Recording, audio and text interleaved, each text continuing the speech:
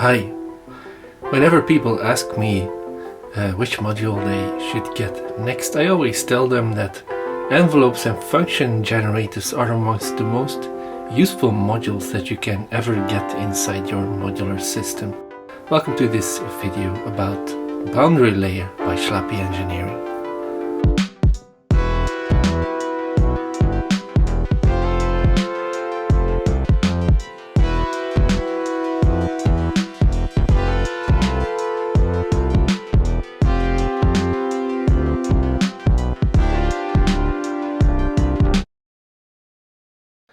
Boundary layer is a triple channel function generator where all three channels are completely identical, but there's a few shared inputs here that affect all three channels, and there's also these three outputs, max, mid and min, more about them later, that look at, well, some or all of the three channels. Let's just focus on one channel to figure out what all the knobs and switches do.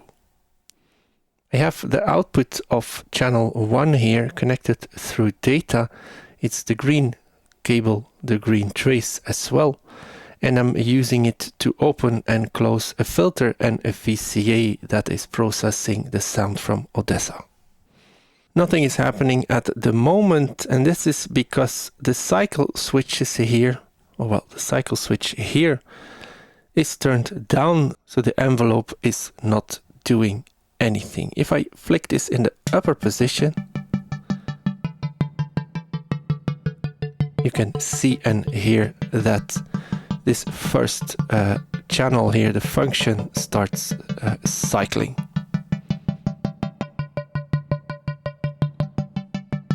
Of course, I can change the rise and fall times.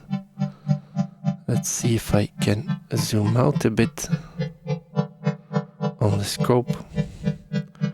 The output of boundary, when it's triggered or just cycling by itself, will always be an envelope between 0 and 10 volts. That is if you don't use the bound input as well. More about this later.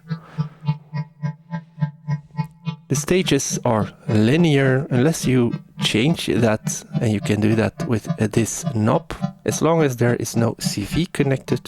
When the behavior of the knob is set to the positive setting of this knob, turning it up will change the curves into being more logarithmic.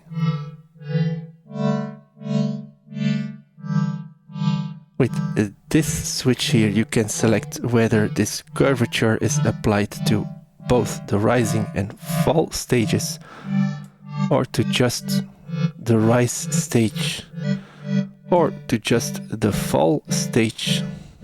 There's a separate setting for this for all three channels, by the way.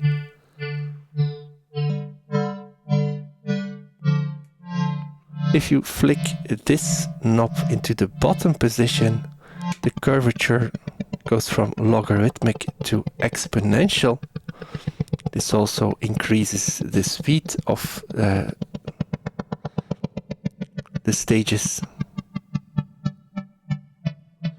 And again, you can apply this to just the fall stage, both, or just the rise stage.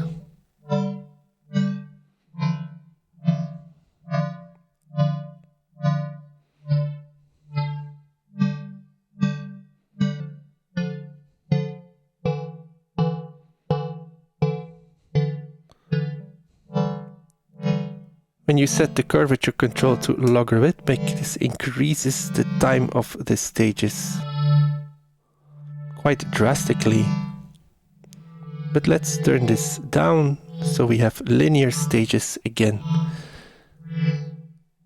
Let's see how fast Boundary Layer can cycle. And this is well up into audio rates. You can certainly use Boundary Layer as a 3-channel VCO with somewhat limited but quite accurate volt per octave control. If you stay within 1 or 2 octaves, it's pretty useful indeed. Let's increase the time to maximum to show you how freaking slow it can go.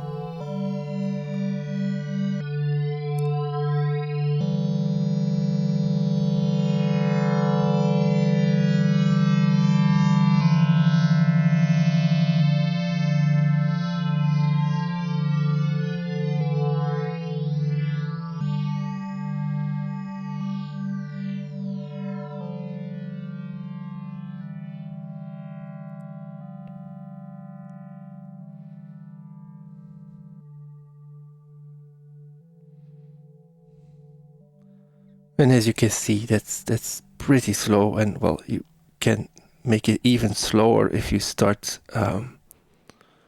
turning up this control in the logarithmic setting there. There's an interesting end of cycle output here with a header on the back of the module that lets you choose how this output behaves. This output is a logic gate output. It will always send out a 10-volt gate, but depending on the setting of the header, this gate will be at the end of the fall stage or at the end of the rise stage. Currently I have this set for this channel to being the end of the fall stage. And well, the trigger is so short in this setting that data has a hard time picking it up. But I have the header for the second channel set to end of rise, which you can see in action here. And this gate will stay high as long as the fall stage is active. By the way, the LEDs here on boundary layer show us whether the rise stage or fall stage is active.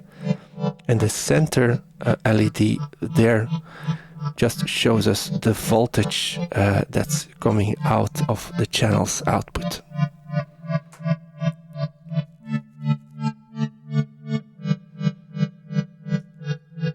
Let's go back to using channel 1. If we set boundary layer to cycle once again, I want to show you now how to use the bound input here. The bound input is a feature unique to boundary layer and the old school boundary module. It limits to how high the envelope can rise before it starts falling back down again. So let's send in a manual gate here.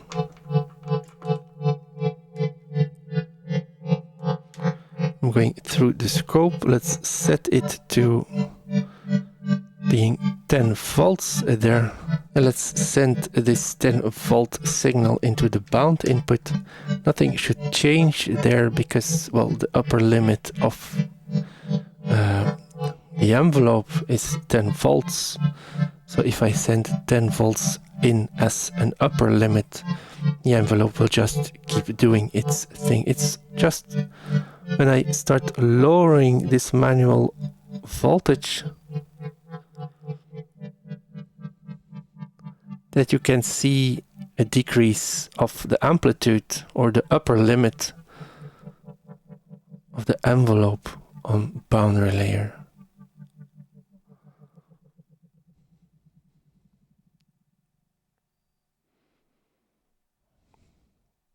And you can go all the way to 0. You can even go below 0, by the way. There's a full wave rectifier on the bound input, which means that if you send in minus 10 volts or plus 10 volts, there is no difference.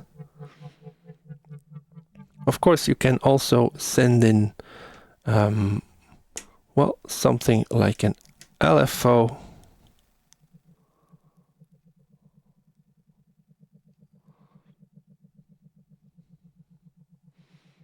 But since my LFO only reaches about 5 to minus 5 volts, we're not getting any sound through our filter and VCA combo here.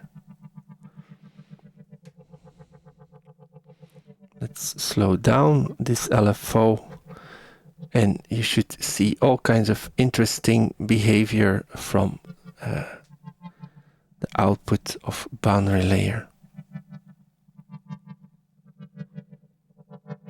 You can also use gate signals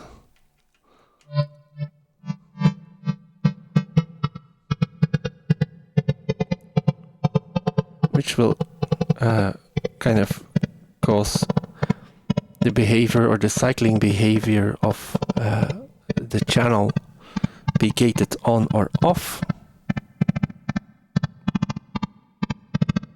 which I find a really cool feature.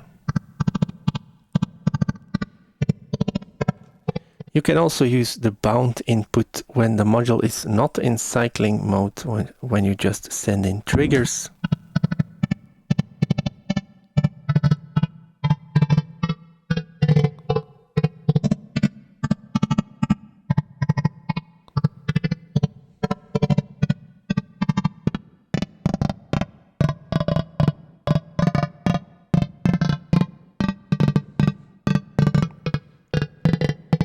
Speaking about trigger inputs, let's remove the signal from the bound input.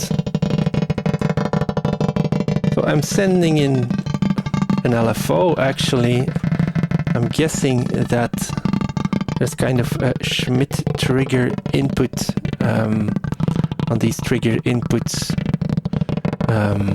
based on some kind of comparator logic, because it reacts to slow and weak voltages as well as really 5 or 10 volt triggers.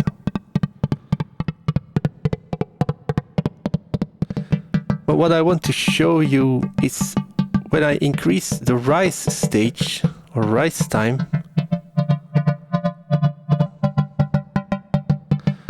actually let's do this.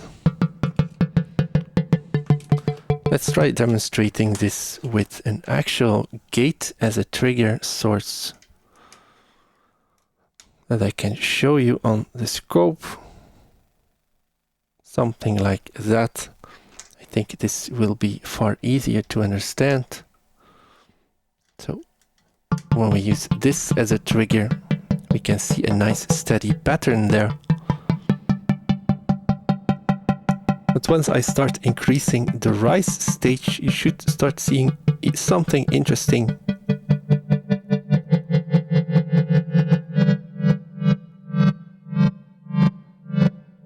As you can see, the module is not, or the function or envelope is not getting re-triggered as long as the rise stage is active, which we again can see here from the LED. This one is the LED for the fall stage. And this behavior is really interesting if you want to use a function generator as a voltage controlled clock divider, or if you send in audio rate signals here, you can use this as something to create subharmonics. Both things are featured in the patch examples later in the video.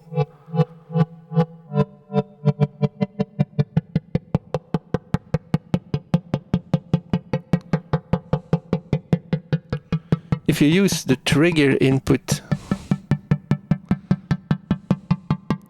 like I said earlier, the envelopes coming out of the output of boundary layer will always be rising to 10 volts.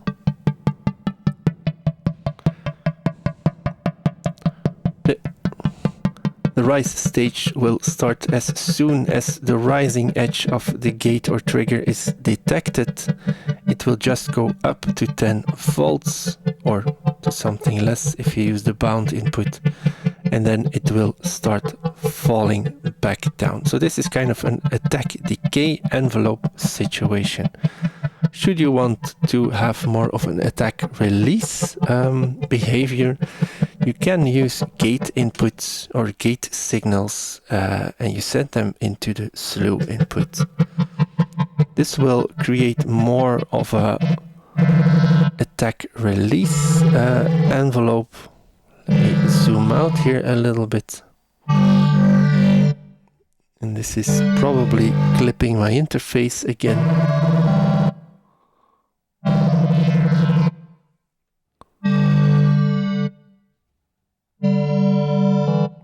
So if we now increase our times for both the rise and fall stage, you can see that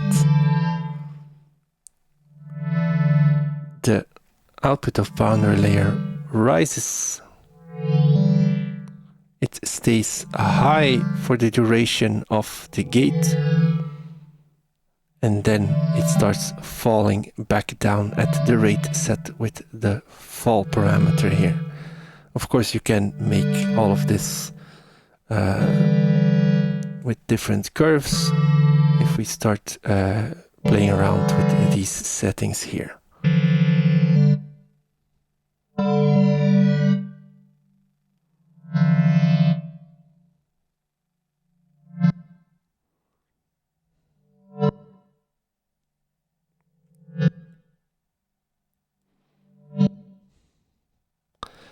Let's go back to using the trigger input because I want to show you how you can control the rise and fall times with CV.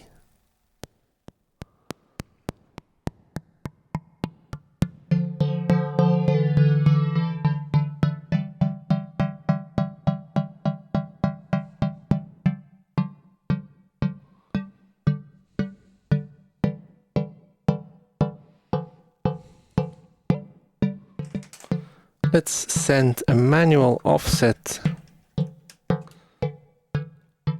through data. It's the blue channel. And let's send this into the CV input here.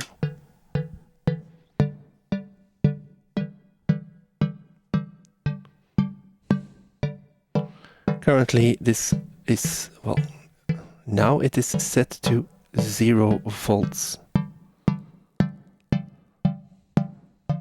And let me turn it up to 5 volts.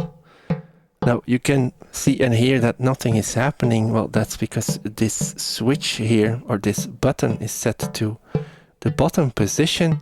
When you connect something to the CV input, the settings for the curvature are overridden. And you start controlling the length of the rise and fall stages. When this switch is set to the upper position, sending in positive voltages increases the time of the stages. If you flick this to the negative or inverted position, sending in positive voltages to the CV input increases the time. And because this turns into an attenuator for whatever you send in here, you can fine-tune the effect your external CV has on the time of your envelopes. Of course, this becomes interesting once you start sending in stuff like LFOs.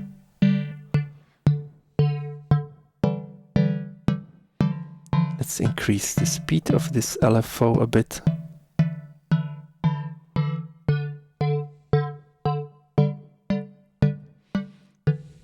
And by the way, you can send in negative voltages into this CV input here.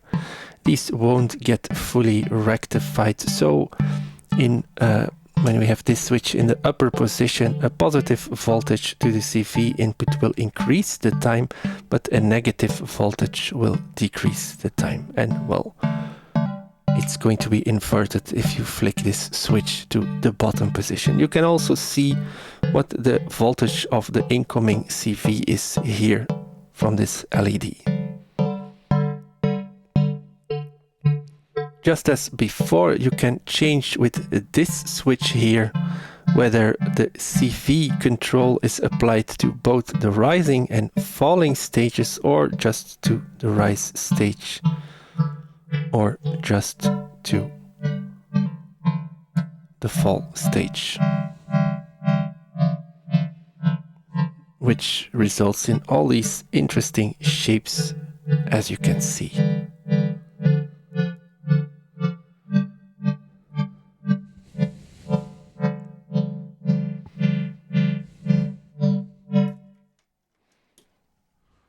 I briefly touched on the slew input there.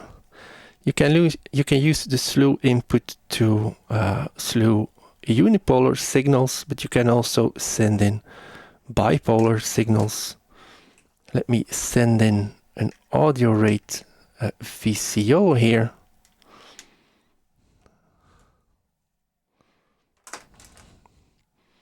And you should be able to see, if I turn down the timing here for the stages, you should be able to see that whatever we are getting out of boundary layer is exactly the same as we are sending in. Let's increase the speed of this signal.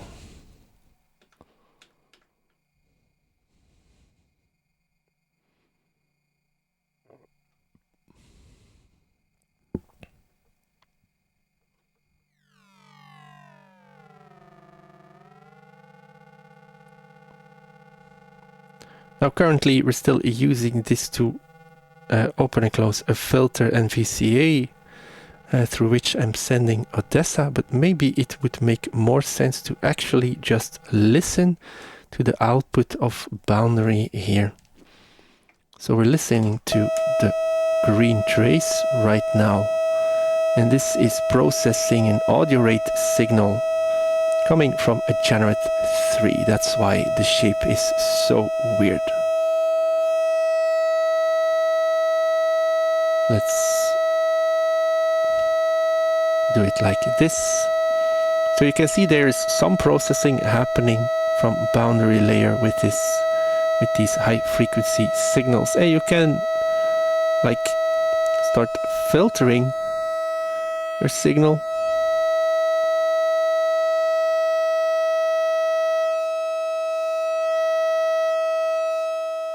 And this is also why you can use function generators as makeshift low-pass filters.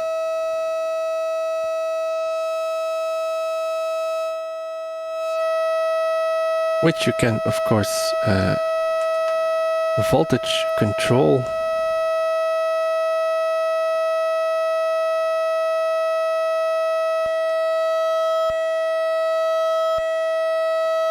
Something like that.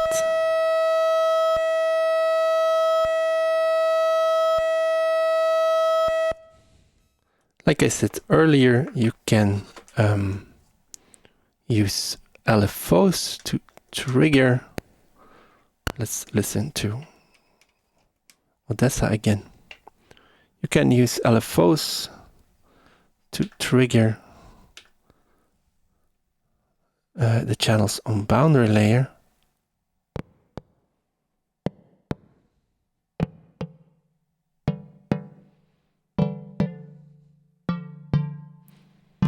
But you can use them at the same time as the slew input, which will create interesting trigger and swell patterns.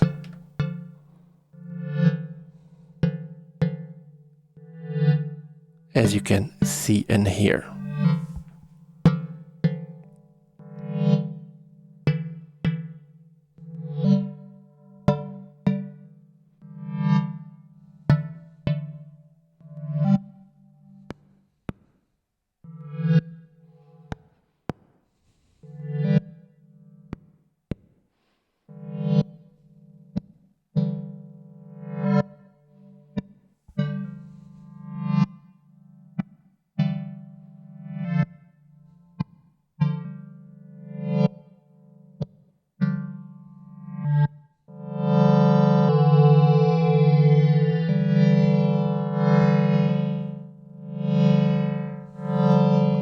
And of course you can still just as well start modulating your time parameters with some kind of LFO or whatever really.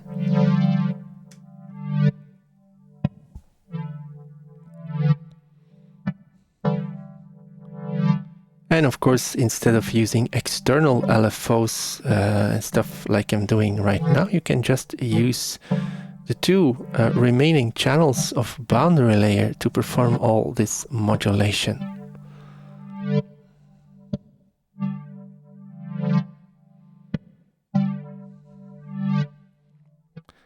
So right now nothing is happening, but let's flick on the cycling for all three channels, and currently we're listening to all three channels through a mixer.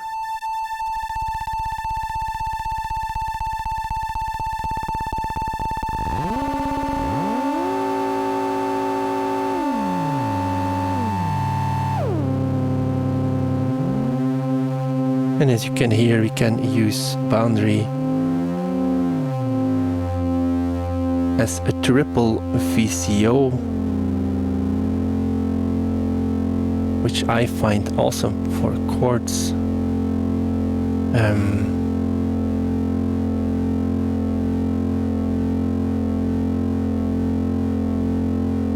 And if you do something like this, you can send in like a volt per octave sequence as long as the range is not too big. If you send something into this shared CV input here,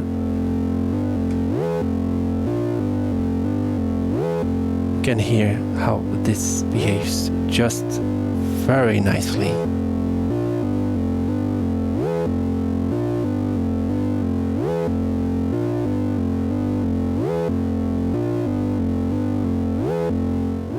Now if I send something into the shared trigger input, let's slow down the stages a little bit. We won't be able to hear anything sensible, but I can at least show you. Let's turn down or turn off the cycling, and then when I send just one trigger signal into the shared trigger input, you can see that all three envelopes are getting triggered. If you do this at audio rates,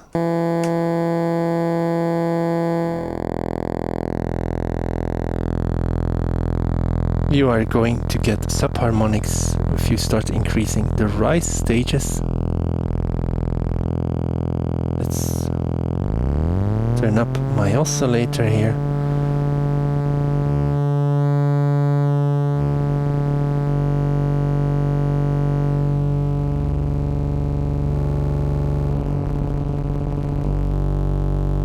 And as you can hear, we are getting subharmonics, which you can, of course, voltage control.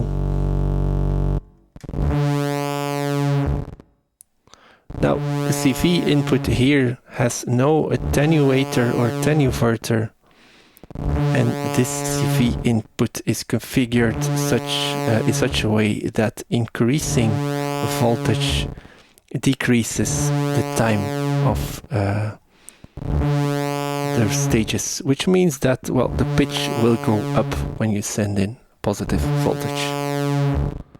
But you can, of course, modulate separate channels here.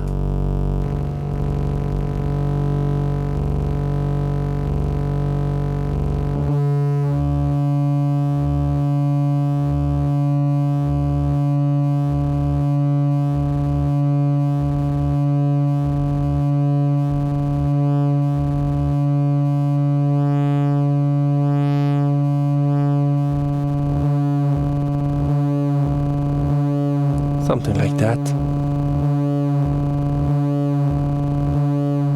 And you can also send in some kind of modulation to the bound input for the separate channels.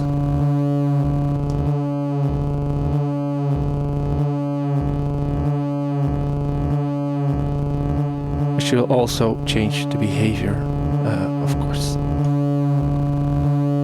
Long story short, you can combine all the things and you can create awesome sounds if you do so.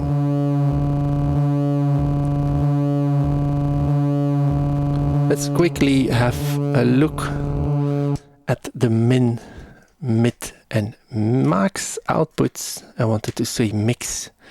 That's because there's a little header on the back that lets you change the behavior of the min output to be just a mix of all three envelopes here. It's a divide by 3, so we're not exceeding 10 volts at any point. But this could be very easy when you start using the module for chords and you just want one single output to connect to, well, your filter or whatever. To demonstrate the behavior of these outputs, let's send in some manual offsets to the slew inputs here. Let's turn all of this down.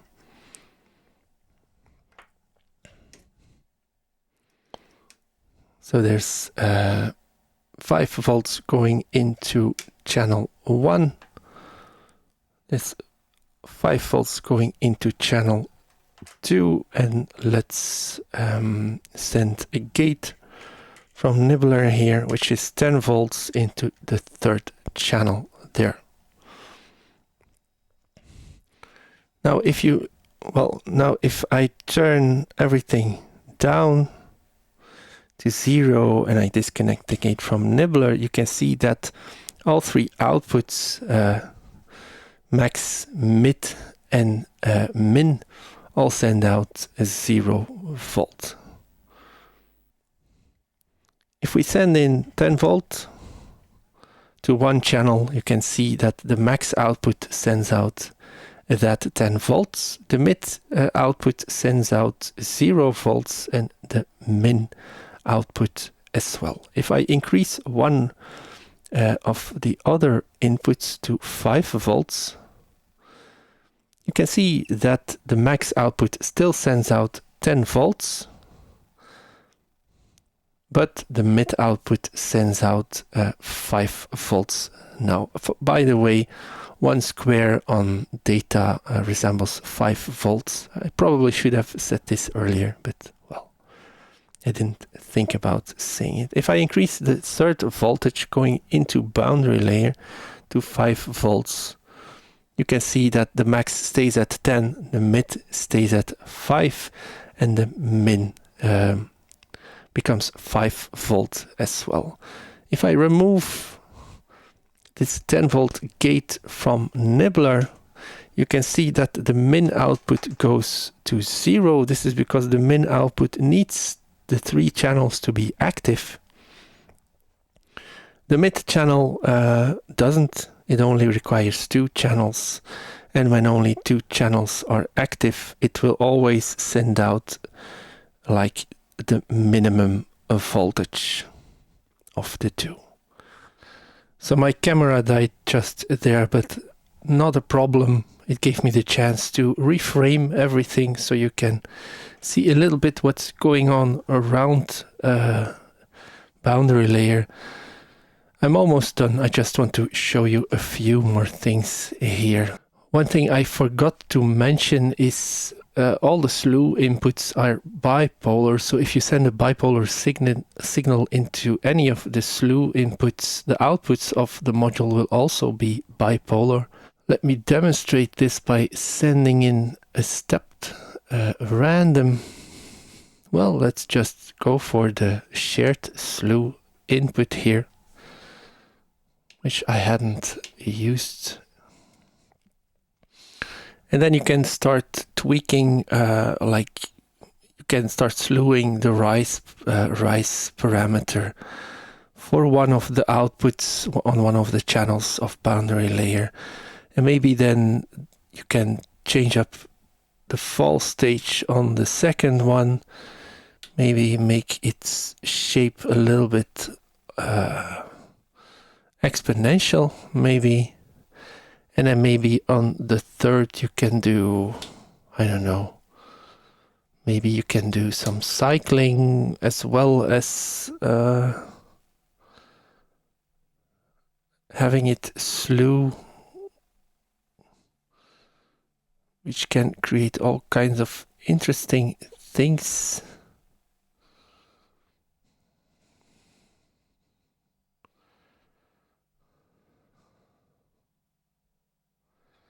Something like that. And then you can start using all of that to, for example, start modulating parameters on, for example, Odessa. Let me use unipolar step to random to open and close the filter and the VCA here. Let's just start batching parameters.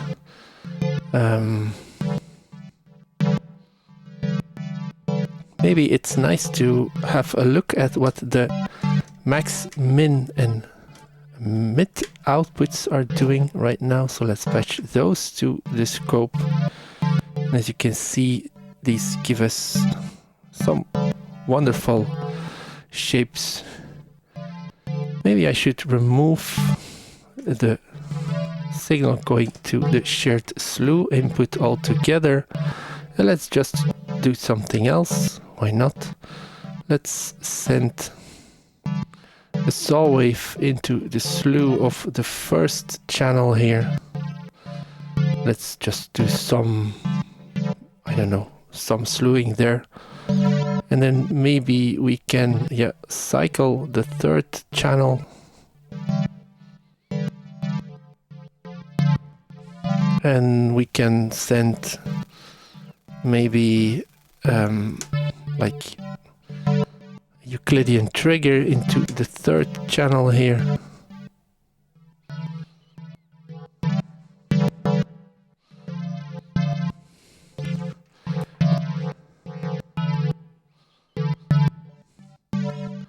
And then let's just connect these to some random parameters on Odessa.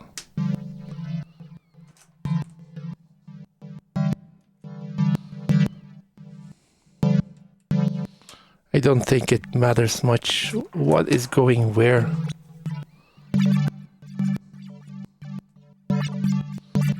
I just want to show you that you can do a lot with just one modulation module.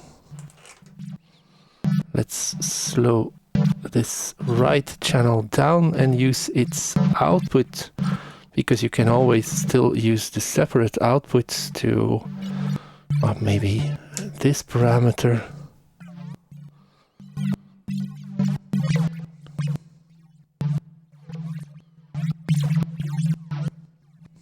Maybe we can use the end of cycle output here on the middle channel for maybe some FM.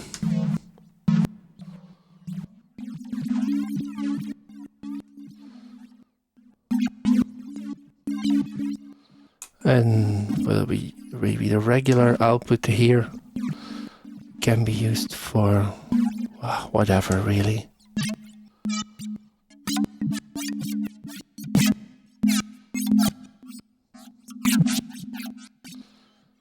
And then, I just want to try sending an audio rate signal into the shared slew input here. Maybe I should just open the VCA here with a manual gate.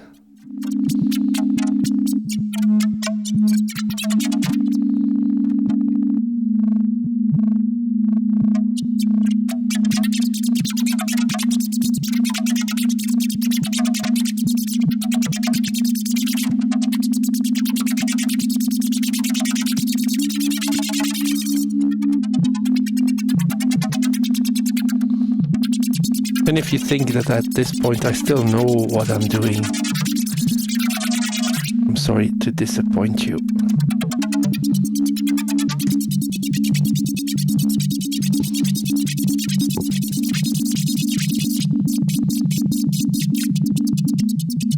Maybe some modulation for the shared CV here.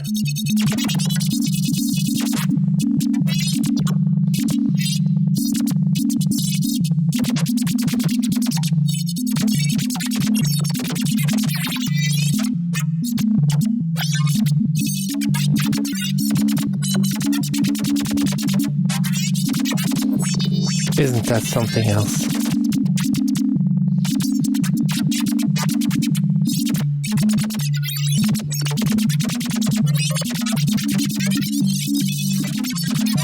This is going to be it for the talky part of this video. The next segment is just patch examples. I tried to incorporate most things of what a function generator can do in the patch examples. I'm sure I forgot a few, but well, I'm pretty stoked how they turned out. I really like most of those very, very much.